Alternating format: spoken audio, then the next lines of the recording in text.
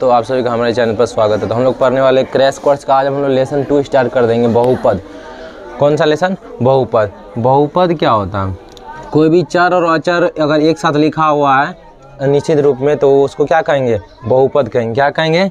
बहुपद। लेकिन इसमें चर अचर क्या होता है? जो भी अंक होता है ना उसको हम लोग कहते हैं अचर। जो भी अंक है उसको क्या कहता है? अचर। और जो भी एक्स वाई जेड जो भी ABCD रहता है उसको कहते हैं हम लोग क्या? चर। अगर एक साथ लिखा जाए, चर अचर को एक साथ लिखा जाए तो उसको क्या कहेंगे हम लोग? बहुपद। लेकिन क्या होता है इसको पहले तो इसको ये अभी ये क्या? ये बीजीय व्यंजक है। ये क्या है? बीजीय व्यंजक है।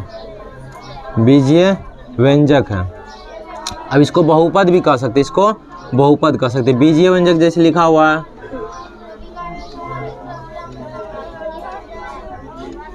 इस तरह भी रह सकता है, ये सब बीजीय व्यंजक है। लेकिन ये बहुपद नहीं, ये क्या है? बीजीय व्यंजक है। ये क्या है? बीजीय व्यंजक है पर बहुपद नहीं है। ये बहुपद नहीं है। अभी हम बोले कि ये लेकिन दोनों चीज़, बीजीय व्यंजक भी है और बहुपद भी। बीजीय व्यंजक भी है और क्या? बहुपद भी। बहुपद में बस इतना ही अंतर होता है कि इसमें जो ना बहुपद में कभी भी चर राशि का घात ना या भिन्न में, किसमें? भिन्न में ऋणात्मक यानी माइनस में ये सभी नहीं रहेगा, या रूट में, उसी रूट में भी नहीं रहेगा। इस तरह का रूट x रूट y ये भी नहीं रहेगा। तो क्या करना यानी y यानी चर राशि का घात भिन्न में नहीं रहेगा, चर राशि का घात ऋणात्मक नहीं होगा और चर राशि का घात कभी रूट में नहीं रहेगा। ये सभी नहीं रहना चाहिए, नहीं तो वो बीजीय व्यंजक तो होगा पर बहुपद नहीं होगा। बहुपद नहीं होगा। तो इसमें देखो पावर क्या है? 1/2। पावर क्या है? भिन्न में हो गया तो ये बहुपद नहीं होगा। ये बहुपद नहीं होगा। चर अचर को मिलाकर लिखेंगे पर वो किस रूप में होना चाहिए? पावर धनात्मक होना चाहिए। धनात्मक पूर्णांक। कैसा?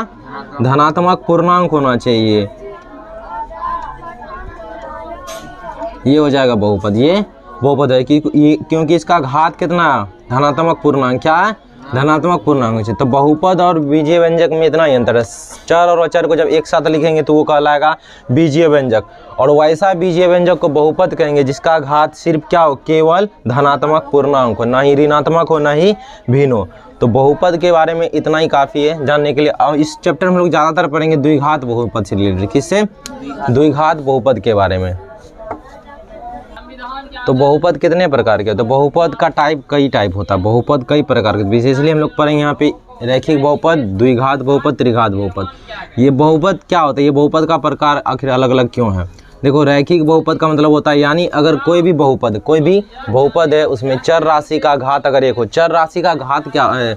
बहुपद का घात अगर एक हो, बहुपद का घात उसी को कहेंगे पूरा बहुपद में जिस चर राशि का घात सबसे ज़्यादा है, जिस चर राशि का घात सबसे ज़्यादा है, पावर ज़्यादा है, उसी को कहते हैं उस बहुपद का घात। और बहुपद का घात जितना रहेगा उसी के अनुसार उसका नाम पड़ेगा। इसमें चर राशि है x और x पे पावर कुछ नहीं है तो एक है, कुछ नहीं है तो एक है, तो ये हो गया रैखिक बहुपद। ये क्या हो गया? रैखिक बहुपद। एक घाती बहुपद भी कभी कहा सकते हैं। इसको क्या कह सकते हैं? एक घाती बहुपद। एक घाती बहुपद भी कहते हैं क्योंकि एक घात, इसका घात कितना यानी पावर कितना है? चर राशि का एक है। दूसरा है द्विघात बहुपद। इसमें देखो चर तो बहुत जगह, लेकिन इसमें चर में यहाँ पे है x, यहाँ पे है x है, उस पर पावर 1 है, इसमें x पर पावर कितना है? 2। तो इसका नाम द्विघात बहुपद इसलिए पड़ा क्योंकि बहुपद का घात उसी कहेंगे जो महत्तम घात रहेगा। यहाँ पे x पर पावर 2 भी है, x पर पावर 1 ही, दोनों में ज़्यादा कौन हुआ? 2 वाला। तो इसीलिए इसका नाम पड़ गया द्विघात बहुपद, यानी मैक्सिमम घात वाला के अनुसार उसका नाम रखा जाता है। ज़्यादा घात पावर जो रहेगा उसी के अनुसार नाम। 2 पावर है तो द्विघात बहुपद, 2 पावर है तो द्विघात बहुपद। उसी प्रकार नेक्स्ट है त्रिघात बहुपद। नाम से यह स्पष्ट है, त्रिघात 3 घात होना चाहिए, द्विघात 2 घात होना चाहिए, यानी पावर 2 होना चाहिए मैक्सिमम। तो देखो इस पर पावर कितना है? 1 है, इस पर पावर 2 है। इसका नाम द्विघात बहुपद भी नहीं रख सकते क्योंकि और चेक करेंगे यहाँ पावर कितना, सबसे ज़्यादा पावर कितना है? 3 है। तो महत्तम घात जो भी रहेगा उसके अनुसार उसका नाम पड़ता है। कभी ऑब्जेक्टिव में ये तीनों ऑप्शन दे दे, बोलेगा द्विघात बहुपद कौन सा है तो ये वाला टिक मारेंगे। जिसमें मैक्सिमम घात अगर 2 है तो वही होगा द्विघात बहुपद। क्या इसमें भी 2? ये द्विघात बहुपद होगा।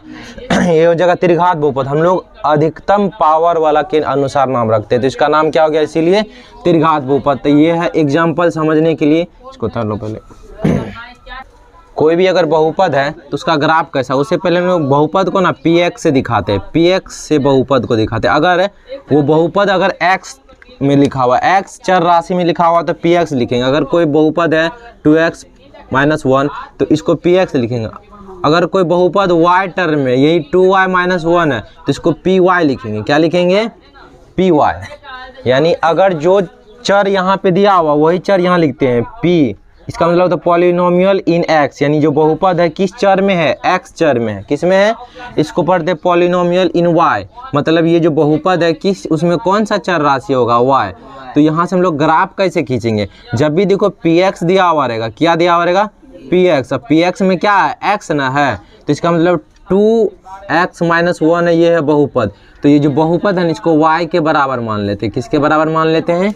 y के बराबर मान लेते हैं। तब देखो इसमें x और y दो चीज मिल गया है, इसमें भी तो x और y होता है, ग्राफ में भी क्या होता है? x y। तो जो भी रैखिक बहुपद का ग्राफ होगा ना हमेशा हमेशा एक सरल रेखा होगा। अगर बहुपद अगर x में है तो x के समांतर, ध्यान से सुनना, अगर बहुपद x चर में है, किस में है? x चर में है तो वो x के समांतर होगा। किसके होगा? x के समांतर। और y रहेगा तो y के समांतर, y में रहेगा। इसका अगर ग्राफ खींचेंगे तो ऐसे ऐसे y के समांतर, देखो x अक्ष ये वाला है, इसके समांतर ऐसे ऐसे खिंचाएगा। लेकिन वही अगर बहुपद y में रहेगा तब ये y अक्ष क्या है? ये वाला ना है, इसके समांतर आएगा, यानी इस प्रकार आएगा। तब ये ऐसे, ये हो गया तुम्हारा y अक्ष और ये हो गया क्या? x अक्ष। तो ये y के समांतर हो जाएगा। क्या हो जाएगा? y के समांतर। कौन बहुपद का? ये वाला का। तब यहाँ पे क्या लिखेंगे? x बराबर लिखेंगे 2y - 1। बात समझ में आ रहा है? अगर बहुपद x पद में है तो वो x के समांतर ही होगा और y अक्ष को केवल एक बिंदु पे काटेगा, केवल एक बिंदु पे ही काटेगा। उसी प्रकार अगर बहुपद y में है तो केवल वो समांतर होगा y के और x अक्ष को केवल एक ही बिंदु पर काटेगा। ये बिंदु होता क्या है? ये बिंदु होता है शून्य का मान, यानी शून्य, बहुपद का शून्य का मान कहते हैं। बहुपद का शून्य होता है। यहाँ जो ये x वैल्यू है वैसा वैल्यू होगा जिसको रखने पर क्या हो जाए? बहुपद शून्य के बराबर, बहुपद क्या हो जाए? शून्य के बराबर हो जाए। तो क्या होगा? ये y को एक जगह पे काटेगा और क्या होगा? x के समांतर होगा। अब यहाँ पे है द्विघात बहुपद। क्या है? द्विघात बहुपद। तो द्विघात बहुपद में भी तो हो सकता है px, इसमें भी px होगा। क्या होगा? px बराबर होगा मानो कि x² + 2x + 1, अगर मानो ये ऐसा है। तो ये किस में है? x चर है ना, किस में है? तो इसको लिखेंगे y बराबर x² + 2x + 1। ये ग्राफ खींचने के लिए हम लोग इसको px को क्या मान लेते हैं? y। px को क्या मान लेते हैं? अब इसका ग्राफ कैसा होगा? इसका ग्राफ जो होगा ना, अब देखो इसमें द्विघात बहुपद है। क्या है? तो देखो, तो इसका ग्राफ रैखिक बहुपद का ग्राफ कैसा बनेगा? हमेशा एक सरल रेखा, मतलब सीधा रेखा बनेगा। लेकिन द्विघात बहुपद का हमेशा परवलयिक बनेगा, परवल के आकार का, इस प्रकार। और ये जो है ना x अक्ष को दो जगह काटेगा, हमेशा x अक्ष को दो जगह काटेगा, मतलब इसका दो शून्यक होता है। बहुपद का कितना शून्यक होता है? द्विघात बहुपद का दो शून्यक, जितना घात उतना शून्यक। शून्यक क्या होता है हम लोग आगे देखेंगे। तो दो जगह काट रहा है तो इसका शून्यक कितना होगा? दो शून्यक होगा। कितना शून्यक होगा? दो शून्यक होता है। एक होता है क्या? ये x अक्ष को सिर्फ स्पर्श भी करेगा। क्या करेगा? सिर्फ स्पर्श करेगा। यहाँ पे देखो स्पर्श कर रहा है, इसमें भी शून्यक तो दो ही होगा। शून्यक क्या होगा? दो ही होगा, लेकिन दोनों शून्यक समान होगा। इसमें क्या होगा? अगर ग्राफ खींचने पर ऐसा ग्राफ आया, द्विघात बहुपद का ग्राफ खींचेंगे, अगर इस प्रकार आया, x अक्ष को एक ही जगह स्पर्श कर रहा है, ये इधर भी हो सकता है, जरूरी नहीं हो सकता, कहीं भी हो सकता है, पर x अक्ष को सिर्फ वो छू के अगर निकल रहा है तो इसका जो शून्यक होगा ना, दोनों समान शून्यक होगा। कैसा होगा? समान शून्यक। क्या होगा? समान शून्यक होगा। और एक क्या हो सकता है? ये तो वो x अक्ष को काटे ही ना, इसका कोई शून्यक नहीं निकलेगा, कोई शून्यक नहीं। लेकिन हमेशा ये परवलयिक आकार रहेगा, परवल के आकार करेगा। इसका ग्राफ जब भी खींचेंगे कैसा रहेगा? परवल के आकार का। दो जगह काट रहा है तो दो शून्यक और दोनों अलग अलग, दोनों का मान क्या होगा? क्योंकि ग्राफ में पता है ना, इधर कुछ और वैल्यू होता है, थोड़ा सा भी जगह खींचेंगे तो अलग वैल्यू होता है। तो इसीलिए इसका x का वैल्यू यानी शून्यक क्या होगा? अलग अलग होगा, लेकिन इसका दोनों शून्य क्या होगा, समान ही रहेगा। स्पर्श करेगा तो अगर ना ही स्पर्श करे ना ही प्रतिच्छेद करे तो कोई शून्यक नहीं, ना ही स्पर्श करे ना ही प्रतिच्छेद करे तो कोई शून्यक नहीं होगा। पहले ये उतारो फिर हम लोग शून्यक समझेंगे। तो हम लोग देख लेते हैं शून्यक, बहुपद का शून्यक, बार बार ये वर्ड आ रहा है शून्यक। शून्यक बहुपद का शून्यक, शून्य का मतलब होता है शून्यक, अर्थ ही है शून्यक, शून्य करने वाला, शून्य करने वाला। मतलब इसमें जो भी चर राशि, जो भी बहुपद हो उसमें चर राशि तो होगा, क्योंकि बहुपद का मतलब ये होता है उसमें चर और अचर राशि मिला हुआ एक साथ रहेगा। एक साथ समायोजित करके लिखेंगे तो वो होगा क्या, बहुपद। तो जैसे कहीं पहले हम रैखिक बहुपद से ही समझते, लिखा हुआ 2x - 1, px बराबर कितना लिखा हुआ 2x - 1। अब शून्य करने वाला का मतलब क्या होता है, चर राशि का। इसमें देखो दो तो बदलेगा नहीं, क्या दो का मान बदलेगा, एक भी नहीं बदलेगा, दोनों का नाम ही अचर राशि। x का वैसा मान रखेंगे, रखने पर मानो कि एक कोई संख्या, कोई भी संख्या हो सकता है, कोई वास्तविक संख्या हो सकता है, रखने पर ये पूरा बहुपद ना px बराबर 0 आ जाए। x के जगह कुछ भी ऐसा मान रखने पर जो कि बहुपद किसके बराबर हो जाए, शून्य के बराबर हो जाए। इसी का नाम इसका पड़ा शून्यक। क्या पड़ा, शून्यक। क्या पड़ा, शून्यक। पहले कि हम सिंपल क्वेश्चन लेते हैं समझने के लिए, जहाँ पे लिखा हो क्वेश्चन x - 1, x - 1। अब यहाँ पे x के जगह पे ऐसा क्या वैल्यू रखेंगे कि इसको सॉल्व करने पर 0 हो जाए। तो यहाँ देखो -1 है, अगर x के जगह पे 1 पुट करेंगे तो 1 - 1 बराबर क्या हो जाएगा, 0 आ जाएगा। तो यानी x का क्या मान रखे हम लोग, x बराबर 1 रखे, x बराबर 1 रखे। तो x का ये बहुपद x - 1 के लिए x का कौन सा मान बहुपद को 0 के बराबर कर देगा, 1। x का मान क्या रखने पर 0 हो जाएगा, 1। ये तो क्या अनुमान विधि। एक और हम क्वेश्चन लेके समझते हैं, जहाँ लिखा हो मानो कि x + 3।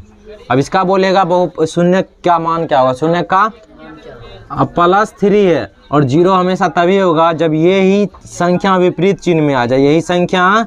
तो x का मान क्या रहे, इसमें बहुपद निकल गया -3। ये जो हम लोग रख रहे हैं अपने से मान, इसको कहते हैं अनुमान विधि। इसको क्या कहते हैं, अनुमान विधि से शून्य निकाल रहे हैं, लेकिन शून्य होगा -3 ही इस बहुपद के लिए, इस बहुपद के लिए 1। शून्य पहले क्या होता है समझ में आया, कि x यानी चर राशि का वह मान या वैसा मान जिसको अगर बहुपद में रखेंगे तो बहुपद किसके बराबर हो जाएगा, 0 के बराबर, यानी शून्य के बराबर हो जाएगा। इसीलिए इसको क्या कहते हैं, शून्य। अगले क्लास में हम लोग नियम भी देखेंगे कि इस नियम से विधि से बनाती है। तो अनुमान भी अंदाज से रख दिया ना रे, यहाँ पे -1 था +1 रख दिया अंदाज से, यहाँ पे +3 था माइनस, ये अंदाज, इसको कहते हैं अनुमान विधि। क्या कहते हैं, अनुमान विधि। अगले क्लास में रैखिक बहुपद, द्विघात बहुपद दोनों का शून्य के बारे में देखेंगे विधि के द्वारा। आज के लिए इतना, मिलते हैं अगले वीडियो में, तब तक के लिए धन्यवाद।